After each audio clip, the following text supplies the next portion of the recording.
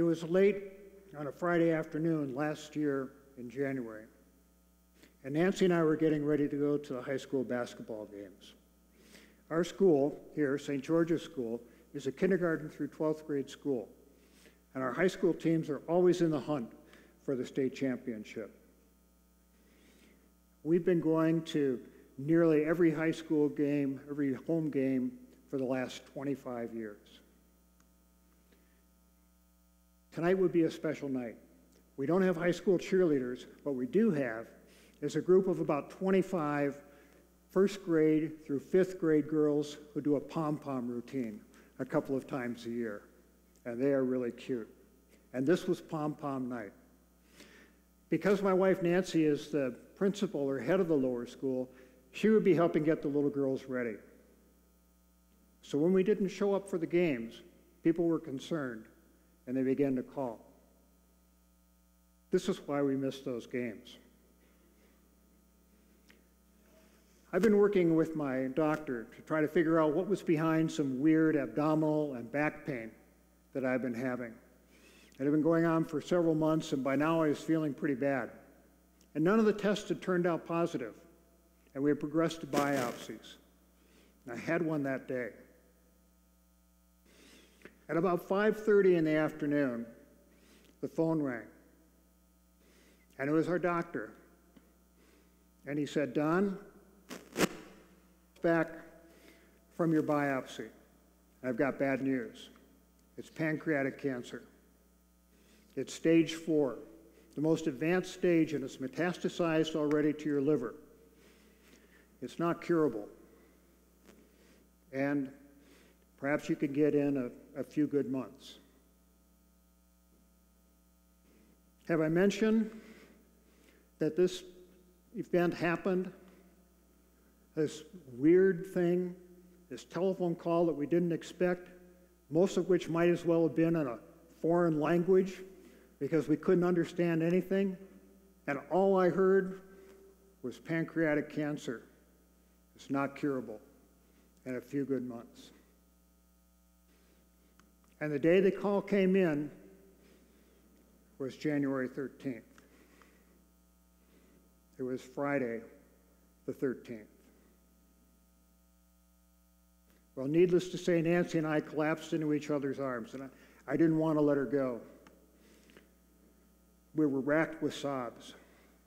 And after a while, we looked at each other and we said, "Let's fight this thing." And in that moment, we gave each other hope.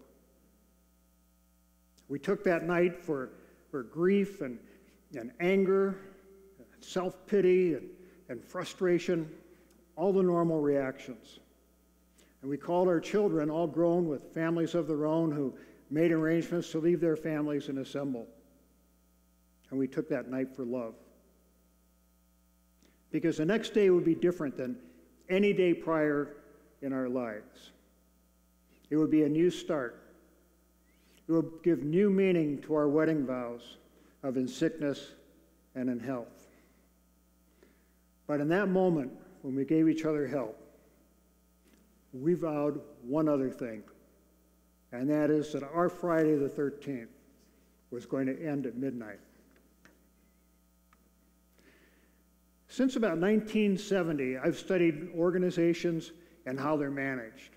I've been a department head and a division head and a CEO. I've coached executives and teams in the private sector and the nonprofit sector and the government and higher education and entrepreneurs. I know what works. I know that good management works. I've studied it, I've seen it, I've coached it, and I've done it.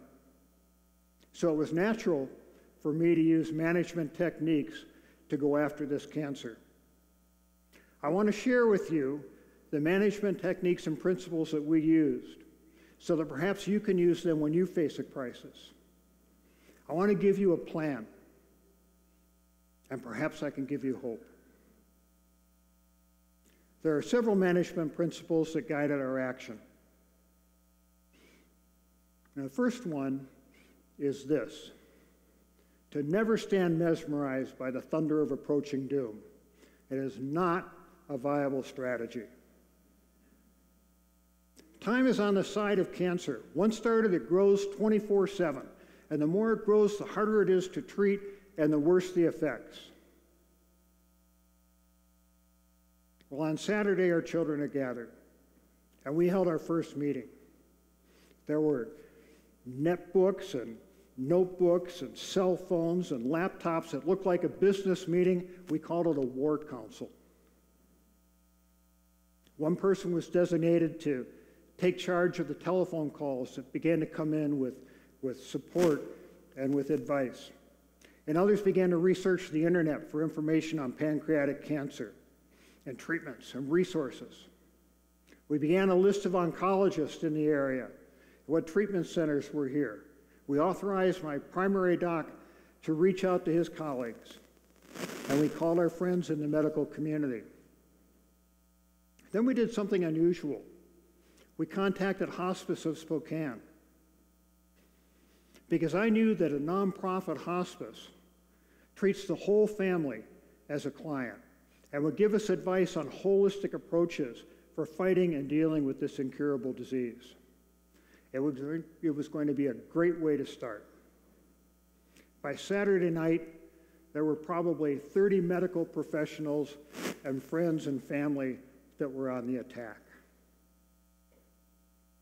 On Sunday, with the family assembled, we met with a hospice nurse who told us about the disease and discussed the emotional and spiritual and physical implications of the disease.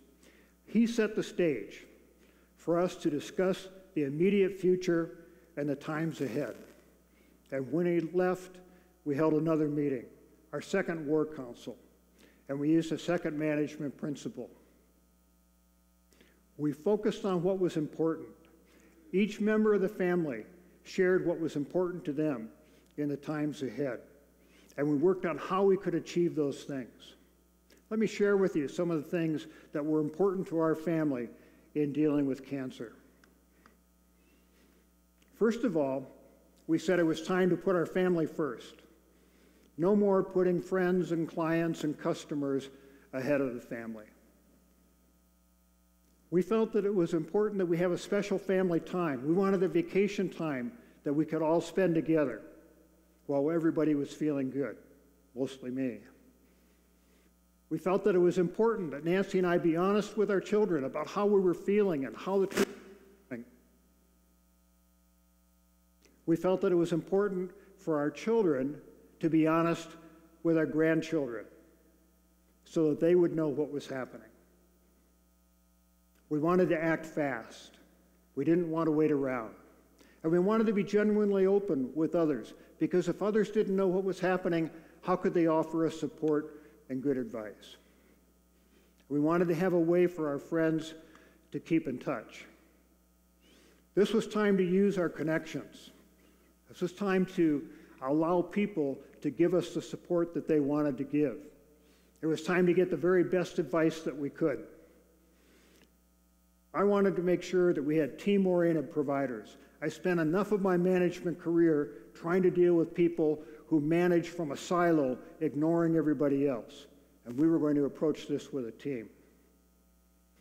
For me, it was important to get our finances in order, so I wouldn't have the stress of worrying about that. And everyone agreed that it was important for me to stay as active and as busy as possible. So with those lists of priorities, we delegated tasks, and you should have seen our kids get to work on those phones and laptops. By Sunday night, January 15th, we knew who were the regional experts in pancreatic cancer, and we had a good treatment was available in our community and throughout the country. We were ready to interview oncologists, and we were ready to choose others who have become part of what we now called our war team. We were in it to win, like Mike Utley told this audience a year ago. And then we came up against a major flaw in the healthcare system. This was a 3-day holiday weekend. And other than hospice, the healthcare providers and insurance providers were all shut down until Tuesday morning, 36 hours away. We knew that Monday was going to be a dead day. This is a major flaw in our healthcare system. Cancer doesn't go to sleep for a weekend, and neither should our healthcare system. There's no good reason why we couldn't have continued to get basic information over the weekend and set appointments for the week ahead. Think back to Friday when we got the diagnosis. If our primary physician had not pushed the pathologists and laboratories to get the results of that biopsy, we would not have had them on Friday. It would have been a 3.5-day delay that would have pushed like a pressure wave throughout my treatment and care, causing further delays and magnifying the delays as it moved through the system. We still battle these weekend and holiday shutdowns all the time. And it's led to using another good management principle, and that is to continually look forward and understand the waste that's built into systems. For me, that means scheduling assessments early in the week so that I can get results back in time to take action and to make decisions. It means to make sure that our doctors are pushing the radiologists and the pathologists and the insurance providers and the others so that we can get results and get approvals. And it means choosing providers who have less waste built into their system. And yes, healthcare system providers, now is the time to get serious about fighting this kind of waste in our systems. Even though we were new to this kind of crisis, because our primary care physician and oncologist had helped us push the system, on January 23rd, 10 days after the diagnosis, and that included 5 dead days of holiday and weekend time, we hit the cancer with the first chemotherapy. And in those 10 days, 5 active days, although it seemed interminable to us, we'd accomplished several things. We'd interviewed and selected an oncologist. We had set a treatment plan and got approval from the insurance providers. We'd met with the hospice team and established a holistic baseline for moving forward. We had a pain management and side effects management plan set in place and prescriptions ready to go for when they were needed. And we set a Hawaii vacation, working with employers and schools that all 16 of us would be able to spend at least a week together in the coming month.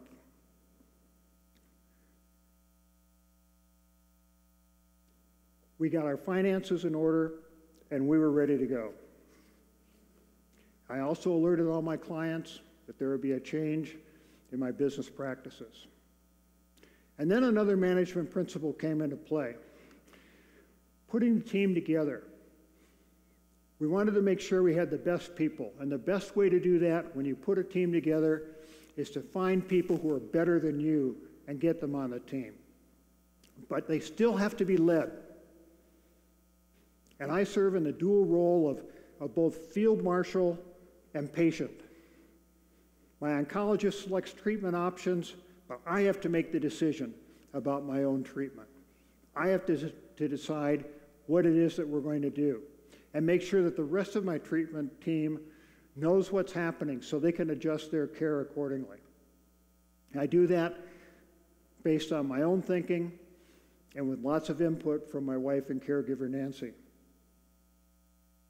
Let me share with you the team that we put together, because we're told that this is unusual, even though it makes perfect sense to us. First is a medical oncologist.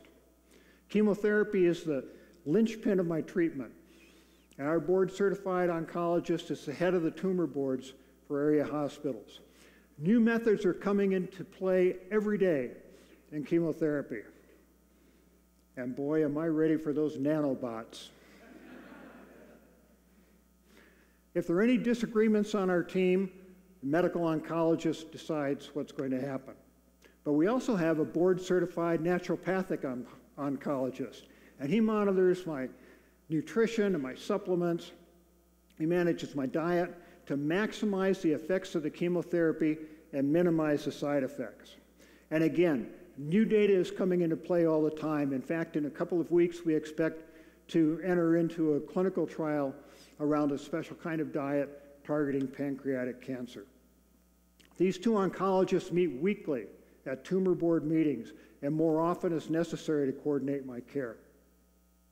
My primary physician is in charge of symptom management and pain management. Again, the research is very clear that good pain management and good symptom management is essential to have successful treatment. We have a very experienced, certified personal trainer who I work with many days a week. And she makes sure that I do an intense, emphasis on intense, workout as often as I can. Because the research has come out now to show that an intense workout will release white blood cells from the bone marrow and make them available to fight the cancer.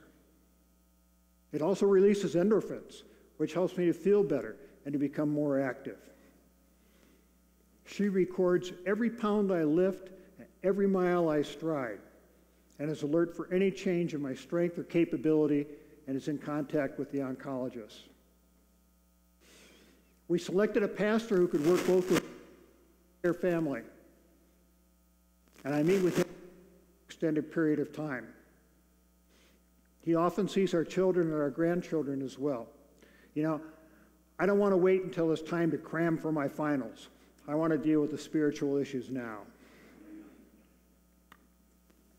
Chemo can cause oral side effects as well, and my dentist monitors my oral health.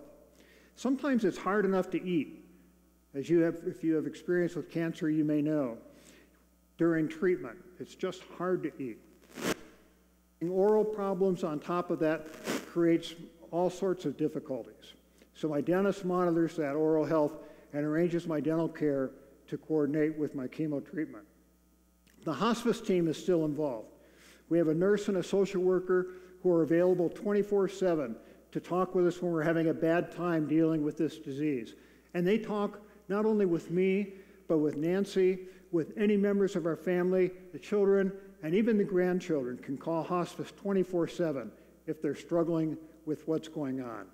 That's invaluable and an important part of our team. We have a support group.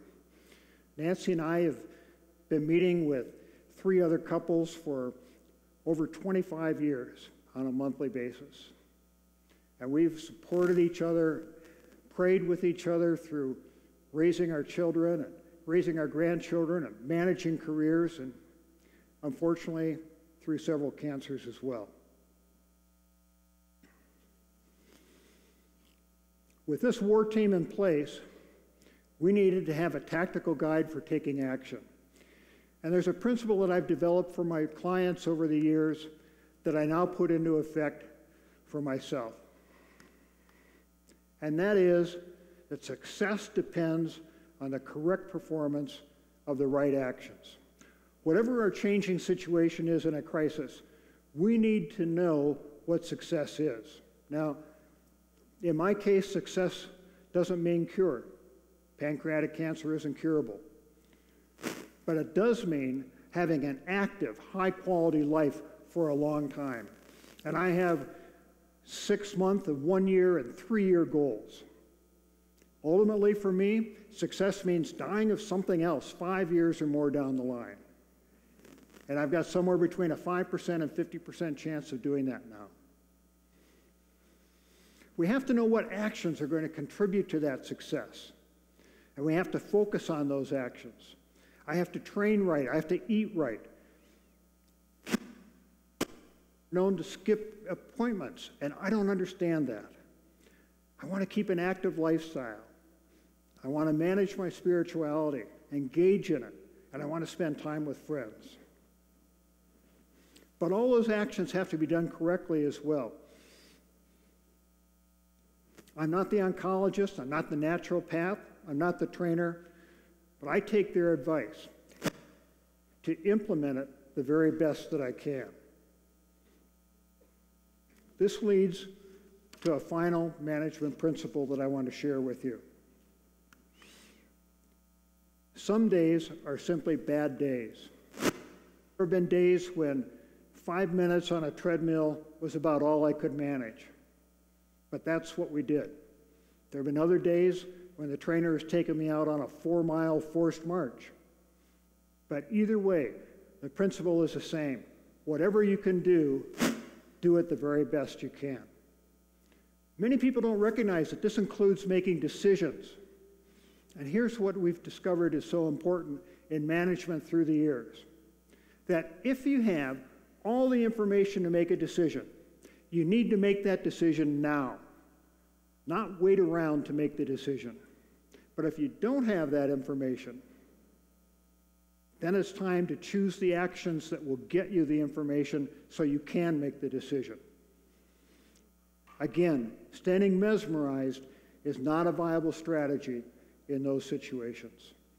So that's what we've been doing these last 14 months, focusing on these 7 management principles, taking action, focusing on what is important and setting the rest aside, going into battle prepared to win, fighting the system waste, putting together a great team, and then working hard to implement what the team members recommend, recognizing that success depends on the correct performance of the right actions, and every day, whatever I can do, doing it the best I possibly can. So, with these principles, where are we now, 14 months later? Well, we trampled that prognosis of having only a few good months. And we've survived a 89% probability of death within the first year under declining capability. The quality of life and quality of work have been high. My cancer went into remission, full remission for 7 months. And although it came back, it's now responding again very well to this integrated therapy. I can't believe it, but I did a half marathon last fall. That's farther than I thought I ever...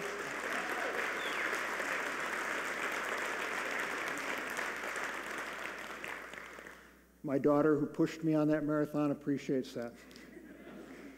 You know, I never thought I would walk 13 miles. I never even thought I should walk 13 miles. I've climbed mountains in Idaho and Alaska. I have to share with you, there's one goal I couldn't meet.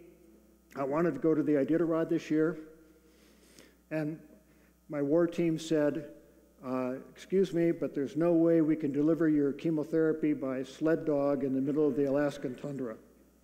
So that's a next year goal. I dropped 40 pounds of fat.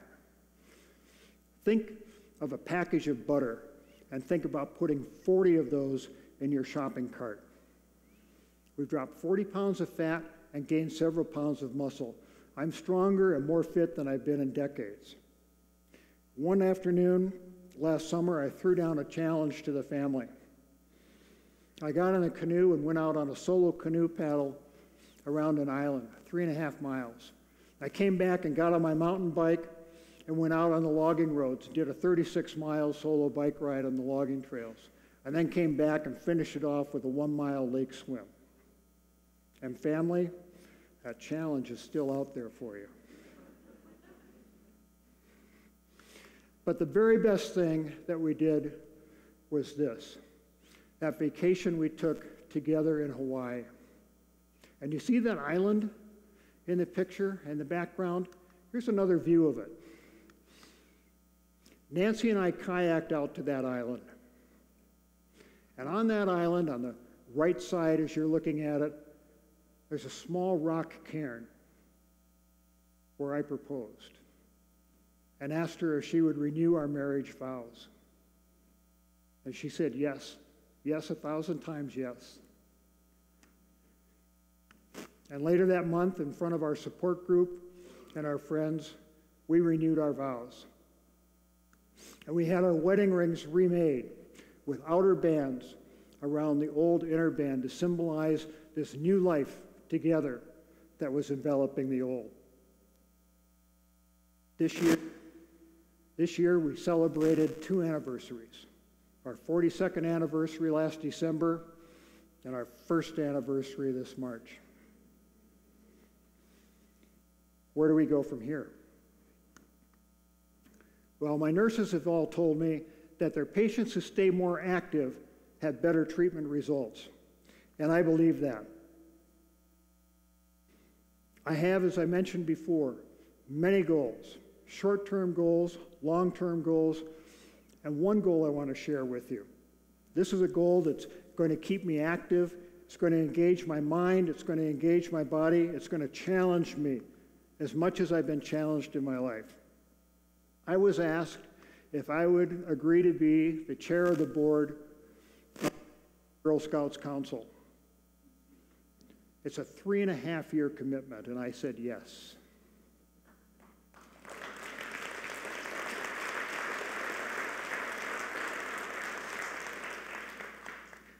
I think it's essential for people to believe that their life is meaningful. And I think it's essential that we all try to leave a legacy for our communities, our families, and our region. And this is going to allow me to do that. I'm in it to leave a legacy for some 8,000 Girl Scouts and 6,000 volunteers spread across 60,000 square miles of the inland Northwest.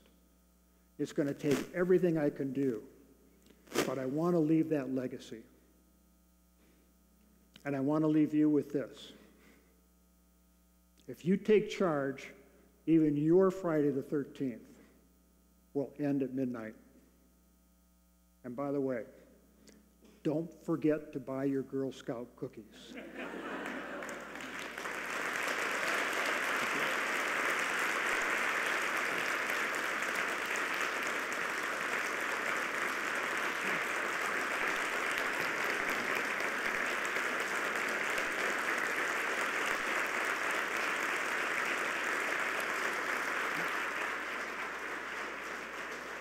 Fantastic.